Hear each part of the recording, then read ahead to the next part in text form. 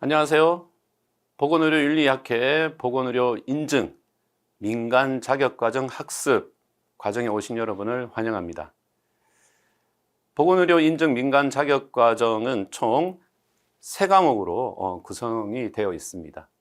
첫 번째 과목이 보건의료 윤리, 그리고 두 번째 과목이 보건의료법, 그리고 세 번째 과목이 보건의료 노무관리입니다.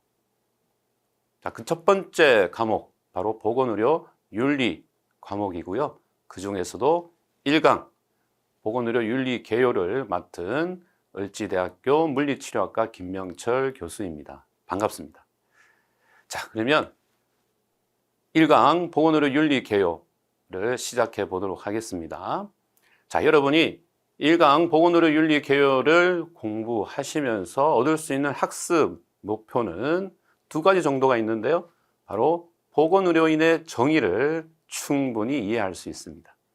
그리고 두 번째로 보건의료 윤리의 목적, 그리고 이걸 학습해야 되는 목적까지 충분히 이해하실 수 있겠습니다. 자, 그렇다면 먼저 보건의료인이란 무엇일까요? 정의를 좀 볼까요? 보건의료 관련 법령에 따라서 자격, 그리고 면허를 취득하여 보건의료 서비스를 제공할 수 있는 사람으로 법률적으로 명시가 되어 있어요. 자, 그 범위는 의료인, 즉 의사나 간호사 등이 포함되어 있고, 의료기사, 즉 임상병리사, 물리치료사 등이 포함되어 있습니다. 자, 이러한 보건의료인은 당연히 국민의 건강 증진과 건강한 삶 보장을 위해서 노력을 해야 되겠지요. 자, 다시 얘기해서 의료인은 5개 직종이 있습니다. 의사와 한의사, 그리고 치과의사, 조산사, 그리고 간호사입니다. 그리고 의료기사 등이라는 직군 안에 포함된 직군들은 좀 전에 말씀드렸던 임상병리사, 그리고 방사선사, 물리치료사, 작업치료사, 치과기공사, 치과위생사가 포함되어 있고, 여기에 등이라는 표현이 있잖아요. 따라서 그 등에 포함되어 있는 직군은 두 가지가 있는데, 보건의료 정보관리사, 옛날 명칭으로는 의료 의무기록사입니다. 그리고 안경사가 있습니다. 보건의료 정보관리사는 의료 기록을 담당하는 그런 업무를 담당을 합니다. 그리고 안경사는 여러분도 잘 알다시피 안경과 콘텐트 렌즈를 조제하고 판매하는 그런 직군이죠. 자, 그리고 그 외에 또 직군들이 몇 가지가 있는데요. 약사와 한약사입니다. 약사법에 따라서 우리가 면허 직군을 약사와 한약사로 나눕니다. 약사는 여러분 다 아실 거고요. 한약사는 한약을 조제하는 등의 약화 관련 업무를 담당하는 그런 직군들이 되겠습니다. 자, 그 외에 또 직군들이 있어요. 바로 간호조무사, 그리고 의료유사업자, 안마사 등입니다.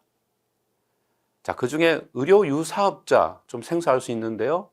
의료법 제81조에 보면 이렇게 나와 있습니다.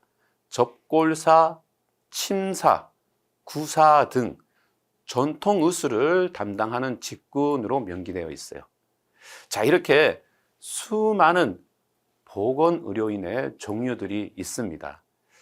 자, 이게 이제 보건의료인의 정의라고 보시면 되겠고요. 자, 그렇다면 이러한 보건의료인들은 어떠한 역할과 책임을 가지느냐? 당연히 국민들에게 양질의 서비스, 즉 의료 서비스를 제공하는 그러한 역할을 가지는 거죠. 보건의료인들이 가지는 지식과 경험, 그리고 양심을 토대로 해서 국민들에게 적절하고 수준 높은 의료 서비스를 제공하는 게 가장 중요한 그러한 역할 또는 책임이라고 볼 수 있습니다. 자, 그 외에 몇 가지 중요한 책임과 역할들이 있는데요. 자, 그 첫 번째가 바로 치료를 거부해서는 안 됩니다. 즉, 치료 거부의 금지 조항들입니다. 정당한 사유 없이 환자의 의료 서비스 요구를 거절할 수 없어요. 당연한 거죠. 자, 두 번째는 정확한 정보를 신속하고 정확하게 제공을 해야 됩니다. 자, 예를 들어서 환자가 보다 나은 치료를 위해서 다른 의료기관으로 다른 의료기관으로 가게 될 수밖에 없는 상황이 놓여졌다면 의료기관에서는 이렇게 전원 시에 이 환자의 의료 기록 등을 꼼꼼히 챙겨서 정확하게 전달해야 되는 그러한 의무들을 가지고 있습니다. 자, 마지막으로 중요한 이러한 의무 중에 하나는 바로 보고입니다. 자, 여러분, 우리가 코로나19를 통해서도 많이 경험을 했듯이 법정 감염병 등 공공관리가 필요한 이러한 질병들은 우리가 신속하게 그리고 정확하게 정부 당국에 보고 신고를 해야 됩니다. 예, 그 외에도 보건의료인들이 갖춰야 되는 의무들은 많지만 제가 금방 말씀드렸던 이런 중요한 의무들, 즉 역할과 책임이 있다는 것이지요. 자, 그렇다면 이러한 역할과 책임을 위해서 보건의료인들이 갖춰야 되는 아주 핵심적인 항목이 있는데 바로 바람직한 행동규범을 우리가 갖춰야 됩니다. 자, 행동규범이라고 하면 여기 안에는 도덕적인 것, 윤리적인 것, 사회적인 인식들 이런 것들이 다 포함되지만 그 중에서 가장 중요한 게 바로 직업윤리가 되겠습니다. 우리가 윤리라는 건 일반적으로 보편적 윤리, 즉 모든 직업군들이 공통적으로 갖춰야 되는 보편적 윤리가 있는 반면에 우리가 지금 논하고 있는 보건의료인들이 갖춰야 되는 전문적인 윤리도 있다는 것이죠. 따라서 보건의료인들은 정확하고 바람직한 행동규범이 필요한데 이러한 행동규범 안에는 보편적인 윤리와 함께 직업윤리가 반드시 필요하다는 것입니다.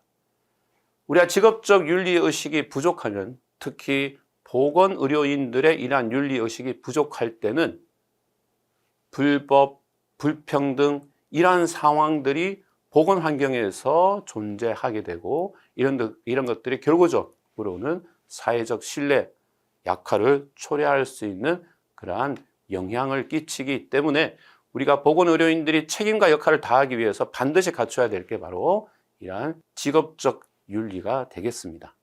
자, 그렇다면 본격적으로 우리가 이러한 보건의료인들이 갖춰야 되는 이러한 직무윤리, 직업윤리에 대해서 좀 살펴볼 텐데요. 우리가 이러한 직업윤리를 배워야 되는, 즉 학습해야 되는 목적이 있습니다. 단순하게 전문직 윤리를 배우는 이러한 단순한 규칙적 준수가 아니라 우리 보건의료인들은 다양한 임상 현장에서 신속하고 적절하게 어떠한 환경에 대처할 수 있는 올바른 판단을 내려야 됩니다. 이러한 판단을 내리기 위해서 우리가 보편적 윤리와 함께 반드시 이러한 직무윤리가 필요하다는 것이죠. 자, 이러한 직무윤리는 개인의 도덕성을 기반으로 전문가로서의 책임과 역할을 수행하기 위해서 방금 말씀드렸듯이 반드시 필요한 그런 항목들이 되겠습니다. 보건의료 윤리 교육의 특징은 크게 두 가지로 볼 수 있는데요. 첫 번째는 윤리의식은 일상적 그리고 전문적 상황 모두에서 적용이 될 수가 있습니다.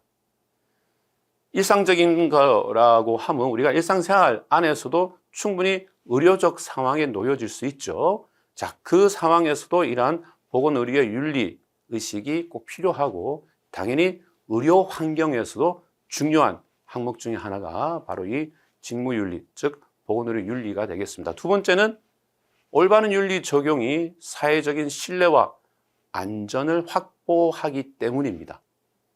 우리가 보건의료인들이 올바른 이러한 의식과 올바른 직무윤리를 토대로 이러한 보건 환경에서 근무를 할 때 사회는 좀 더 안전하고 좀 더 신뢰성을 갖는 사회로 발전할 수 있다고 보여지기 때문입니다. 자, 따라서 우리가 보건의료 윤리를 배우는 목적, 교육하는 목적을 말씀을 드렸는데요. 요걸 사례를 통해서 좀 한 번 더 우리 한번 생각해보는 시간을 한번 가져볼까요? 물론 이제 이거는 임상에, 즉 병원에서 있을 수 있는 그런 사례인데요. 저는 이제 물리치료과 이제 교수죠. 그래서 제가 물리치료 직군에 관한 사례를 좀 들어보도록 하겠습니다. 자, 예를 들어서 뇌졸중 환자가 이제 병원으로 입원을 하게 됐는데, 자, 이 환자는 뇌졸중, 즉 뇌가 다쳤잖아요.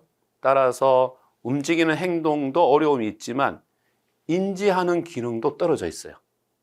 자, 따라서 이분이 열심히 재활치료를 받아서 회복을 해야 되는데 인지 기능이 떨어져 있기 때문에 재활치료를 맹목적으로, 무의식적으로 거부를 하는 상황이 초래가 된 겁니다. 자, 그렇다면 물리치료사로서는 어떻게 해야 될까요? 이 사람을 빨리 회복시켜서 퇴원을 시켜야 되는데 환자는 무조건 재활치료를 거부합니다. 그럼 물리치료사는 계속 친절하고 어떤 설득력 있는 대화로서 계속 이끌어 가야 되는지요? 아니면 좀 강제적으로 재활치료를 제공을 해야 되는지요? 자, 이런 것들이 의료 상황에서는 무궁무진하게 일어날 수가 있습니다. 자, 따라서 물론 해답은 환경과 그 상황에 따라서 달라질 수는 있지만 이러한 경우에 처해졌을 때 얼만큼 올바른 그러한 직무를 수행할 수 있는지 이런 것들을 결정할 수 있는 중요한 항목이 바로 보건의료 윤리라는 것이지요. 따라서 우리가 이렇게 보건의료 윤리를 배우는 그런 목적은 임상에서 충분히 발생될 수 있는 이러한 의료적 딜레마를 해결하는데 가장 적절한 그러한 해답이 바로 윤리적인 항목이다라고 생각을 하시면 되겠습니다. 보건의료 윤리를 우리가 이제 공부하기에 앞서 몇 가지 중요한 단어들이 이제 나오는데요. 그런 단어들의 정의를 좀 살펴보도록 하겠습니다. 자, 먼저 도덕과 윤리입니다. 솔직히 우리가 일상생활에서 도덕과 윤리를 구분해서 고민해 본 적은 그렇게 많지 않을 거예요. 자, 하지만 이제 학문적으로 또 이렇게 윤리를 공부하다 보면 도덕과 윤리가 많이 상반된 차이가 있는 단어구나 라는 걸 알 수가 있습니다. 자, 도덕은 영어로 morality라고 하는데요. 공동체의 관습, 규범으로 굳어진 옳고 그름에 대한 기준, 이걸 우리는 도덕이라고 얘기를 합니다. 즉 공동체 또는 사회의 관습, 그리고 비성찰적, 고민할 필요가 없어요. 비성찰적인 의미를 가진 게 바로 도덕입니다. 옳고 그름, 선과 나쁨에 대한 상호 주관적인 그런 공동체 또는 사회적 규범으로 우리가 이제 이해할 수 있는 게 바로 도덕인데요. 반면에 윤리는 전혀 다른 또 의미를 가집니다. 윤리는 영어로 에틱스라고 하는데요. 개인의 인성과 가치관에 기반해서 옳고 그름을 깊이 성찰하는 과정이에요. 고민하는 과정이죠. 제가 조금 전에 어떤 상황에 놓여졌을 때 뭐가 옳고 그른지를 계속 판단하고 고민하는 과정, 자, 그게 바로 윤리라는 겁니다. 따라서 명확한 정답은 없습니다. 따라서 딜레마가 놓여진 상황에서 정의롭고 바람직한 행동을 고민하고 판단하는 것을 우리는 윤리라고 하는 거죠. 따라서 개인의 인성이 나타내어지는 그런 단어로서 성찰적 의미가 강하게 부여되어 있습니다. 성찰, 즉 깊이 고민한다는 뜻이죠.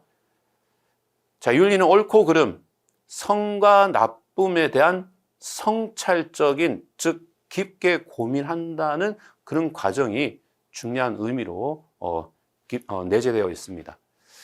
자, 따라서 도덕과 윤리의 특징을 이렇게 간단히 정의를 해보면, 도덕은 객관적이고 사회적 기준으로 볼 수 있고, 윤리는 주관적이고 개인적인 판단으로 볼 수 있습니다. 자, 따라서 윤리는 도덕적 경험과 전문 지식을 통해 형성이 되며 사회적 맥락 속에서 재평가될 수 있는 그런 특징이 있는 거죠. 어떠세요? 도덕과 윤리 들어보시니까 차이가 많다는 걸 우리가 알 수가 있습니다.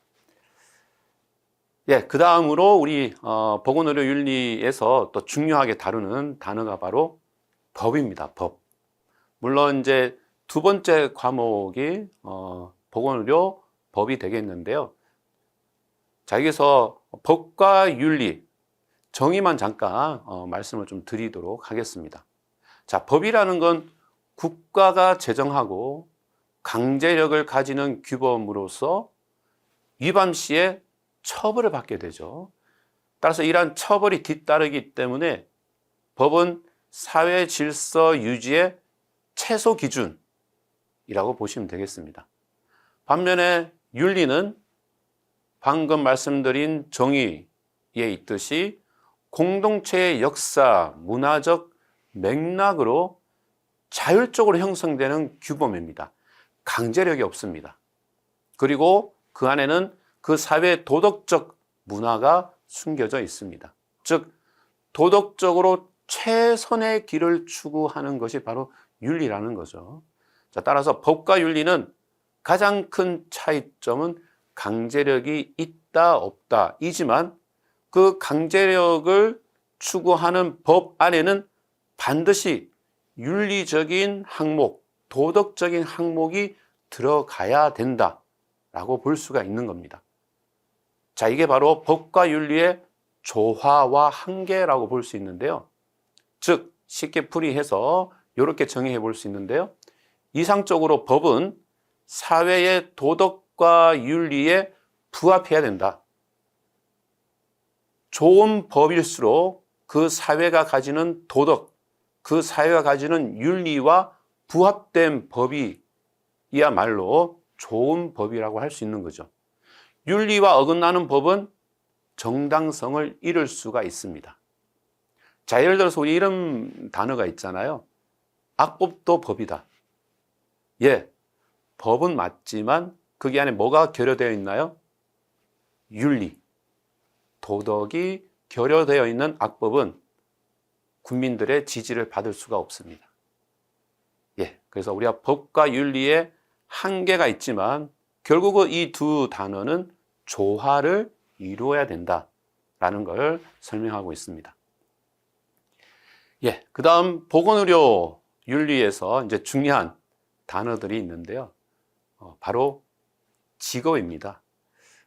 오늘 1강에서 지금 강조하고 있는 게 보건의료인이란 어떤 직업을 갖는 그러한 직군이냐 제가 조금 전에 설명을 드렸고, 그렇다면 보편적인 윤리는 모든 사람이 갖는 윤리지만 이 보건의료인이 갖는 직업윤리는 우리 보건의료인들만이 갖는 그런 고유한 전문적인 윤리인 거죠. 따라서 직업은 뭐냐, 그리고 그 직업과 함께 전문직이란 뭐냐를 잠깐 살펴보고 가도록 하겠습니다. 우리가 직업이라는 단어는 영어로 이제 job이죠. 그렇게 정의할 수 있습니다. 개인의 생계를 유지하고 사회적 역할을 수행하기 위해서 지속적으로 종사하는 일, 즉 일정 수준의 지식과 기술이 필요하고 그 필요한 기술을 사회로 환원하는 그러한, 즉 사회적 필요를 충족시켜 줘야 하는 것. 자, 이렇게 직업을 정의해 볼 수 있습니다. 예전에는 이 직업이 천직이라는 말을 썼대요. 천직, vocation. 하늘에서 내려준 어떤 직무, 역할. 자, 이렇게 정의가 예전에는 쓰여졌는데요. 현대 사회에서는 이러한 천직, 즉 생업과 관련된 의미를 포함하고 더 나아가서 자아를 실현하고, 그리고 이 자아를 실현하는 것 이상으로 사회적 책임까지 포함된 그런 의미를 가진다고 합니다. 자, 그렇다면 이 직업을 가진 사람들을 뭐라고 할까? 바로 전문직이라고 하는 거죠. 자, 이 전문직은 직업을 가진 사람들을 의미를 하고, 요걸 사전적 정의로 풀이를 한다면 이렇습니다. 고도의 전문 교육 훈련 후 자격이나 면허를 취득한 사람들이 수행하는 직업을 전문직이라고 표현합니다. 즉, 독점적인 지식과 기술을 기반으로 한다는 의미인 거죠. 자, 따라서 전문직의 특징은 한 세 가지로 설명드릴 수 있는데, 첫 번째가 엄격한 기준을 충족한 구성원들의 집합이다. 자, 이 기준이라고 함은 방금 말씀드렸듯이 자격과 면허를 취득한 사람으로 정의해 볼 수 있습니다. 자, 두 번째 특징은 고유의 가치관 그리고 윤리 강령이 유지되어야 된다라는 거죠. 우리가 전문직이라는 건 고유의 그냥 특징이 있습니다. 그걸 우리는 가치관이라고 표현을 할 수 있고, 이러한 가치관을 실현시키기 위해서는 강령이 필요하다, 원칙이 필요하다는 거죠. 자, 이게 두 번째 특징으로 볼 수 있습니다. 자, 세 번째 특징은 높은 직적 수준이 필요하고, 그리고 사회에 대한 봉사 정신이 필요하다. 자, 따라서 본인이 갖춰야 되는 그러한 높은 지적 수준, 이걸 통해서 사회로 환원하는 그런 사회 봉사 정신이 필요하다. 자, 이런 것들을 관리하기 위해서는 당연히 자기 규제, 자기 관리가 필요하겠죠. 자, 그래서 우리가 전문직이라고 하면 이 세 가지 특징이 반드시 필요하다고 볼 수가 있습니다. 이러한 전문직은 방금 말씀드렸듯이 사회가 나한테, 국가가 나한테 부여한 자격과 면허를 실행하는 그런 직군들이에요. 따라서 사회적으로 반드시 책임이 따른다라는 겁니다. 자, 사회적 책임을 가지는 이 전문직은 배타성의 그러한 요소가 있습니다. 배타성, 즉 의사는 의사, 간호사는 간호사, 물리치료사는 물리치료사 행위만 할 수가 있어요. 다른 직군이 그 행위를 할 수가 없습니다. 자, 그리고 우리는 배타성이라고 얘기를 하고, 이러한 배타성은 엄격한 자격 기준을 통과했기 때문에 가능한 거죠. 다른 직군이 그러한 직무를 수행을 할 수 없다는 그러한 기본적인 개념이 바로 배타성이라고 보시면 되고, 자, 이러한 배타성은 사회가 나한테 준 그런 어떻게 보면 특혜, 역할, 책임입니다.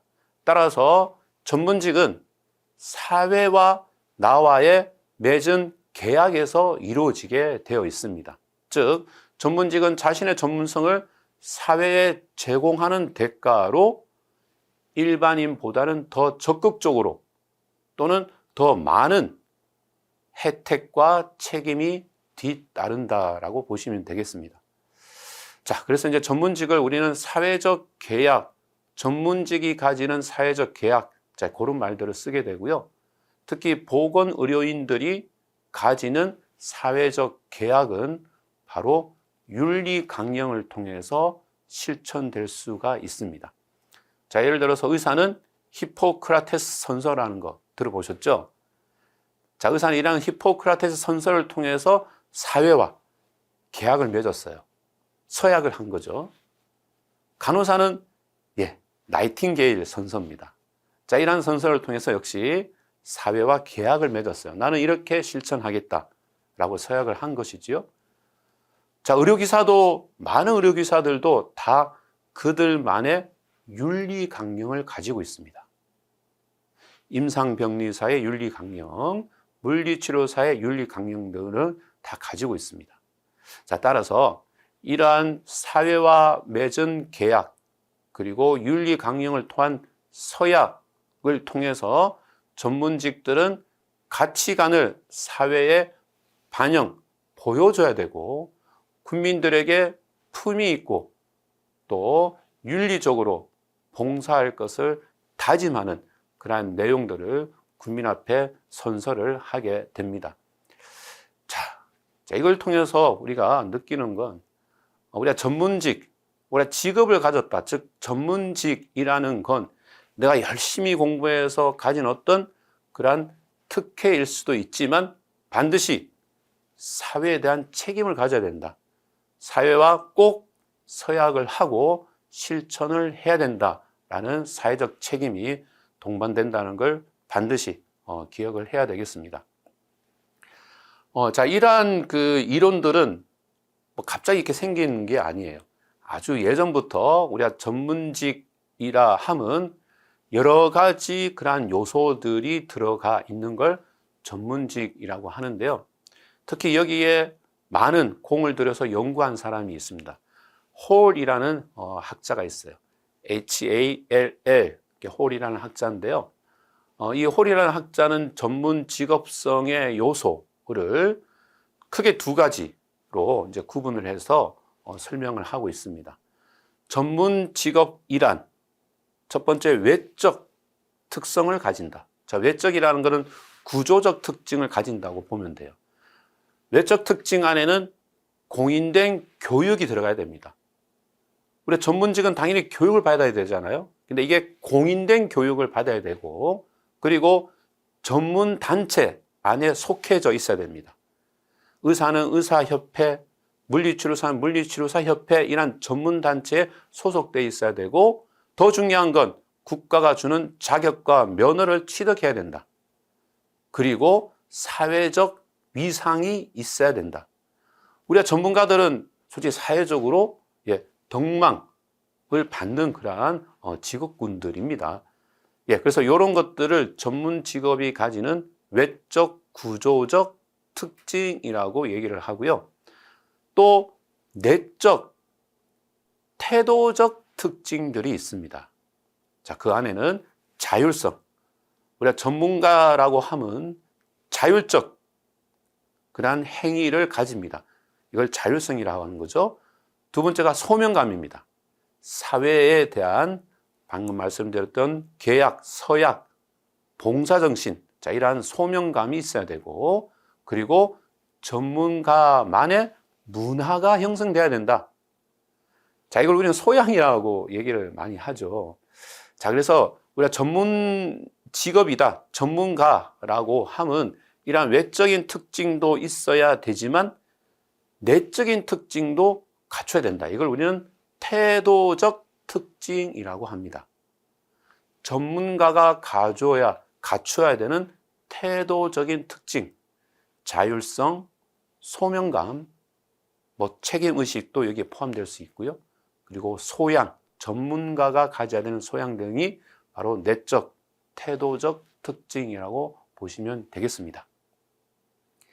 자, 이러한 전문가들이 가지는 이러한 이제 소양들, 특징들을 기본적으로 해서 전문직 윤리 교육이 반드시 이루어져야 된다.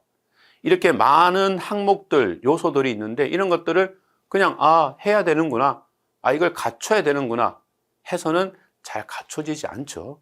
자, 따라서 지금 이렇게 여러분들이 보건의료 윤리의 교육을 받듯이 전문직들은 반드시 이러한 윤리 교육을 받아야 되는 그러한 필요성이 대두가 되고 있습니다. 전문직 윤리 교육의 필요성은 첫 번째는 자율성의 책임입니다. 자, 방금 말씀드렸듯이 내적 요인 중에 가장 중요한 게 자율성이잖아요. 자, 그런데 자율성에는 반드시 책임이 뒤따른다. 즉, 전문의는 고도의 지식으로 자율적 업무를 수행하지만 그 결과에 따라서 책임을 져야 된다. 이 과정에서 전문가의 가치 판단이 뒤따르는 문제들이 발생이 될 수가 있고 그 문제들을 해결하는 그러한 능력들을 키울 필요가 있다는 것이지요. 자, 그래서 첫 번째 우리가 전문직 윤리 교육의 필요성에서 첫 번째는 자율성에 대한 책임이 반드시 필요하다.